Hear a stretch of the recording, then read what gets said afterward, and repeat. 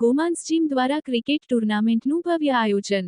ઓલપાડ તાલુકાના કીમ ગામે આવેલા ગોમાંસ જીમ દ્વારા તારીખ 26 અને 27 જાન્યુઆરી દરમિયાન 2 દિવસીય ક્રિકેટ ટુર્નામેન્ટનું સફળ આયોજન કરવામાં આવ્યું હતું. આ ટુર્નામેન્ટમાં કુલ 8 ટીમોએ ભાગ લીધો હતો.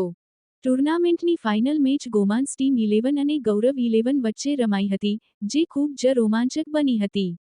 અંતે ગોમાંસ જીમની ટીમે વિજય મેળવ્યો અને ટુર્નામેન્ટની ચેમ્પિયન બની, જ્યારે ગૌરવ 11 ટીમ રનર અપ રહી.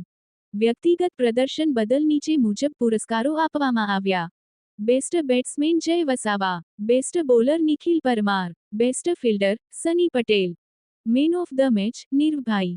કિમામલી ખાતે 26 જાન્યુઆરી, પ્રજાસત્તાક દિવસ નિમિત્તે દેશભક્તિ અને ફિટનેસનો ઉત્તમ સંદેશ આપતી આ ટુર્નામેન્ટની શરૂઆત કરવામાં આવી હતી.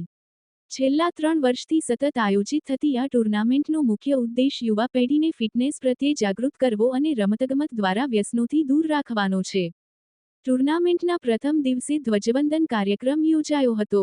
આ પ્રસંગે કીમ ઉમરાછી ગામના એક્સ આર્મી જવાન આહિર ધર્મેન્દ્રભાઈ ઉપસ્થિત રહ્યા હતા. તેમણે કિમામલી ક્રિકેટ ગ્રાઉન્ડ ખાતે ગૌરવભેર ધ્વજવંદન કર્યું હતું. દેશની સેવા કરનાર ધર્મેન્દ્રભાઈએ યુવાનોને દેશભક્તિ, શિસ્ત અને શારીરિક ફિટનેસના મહત્વ અંગે પ્રેરણાદાયક માર્ગદર્શન આપ્યું હતું. આ સમગ્ર કાર્યક્રમમાં ગામના યુવાનો, રમતપ્રેમીઓ અને ગ્રામજનો મોટી સંખ્યામાં ઉપસ્થિત રહ્યા હતા અને ગોમાંસ જીમના આ પ્રયાસની પ્રશંસા કરી હતી.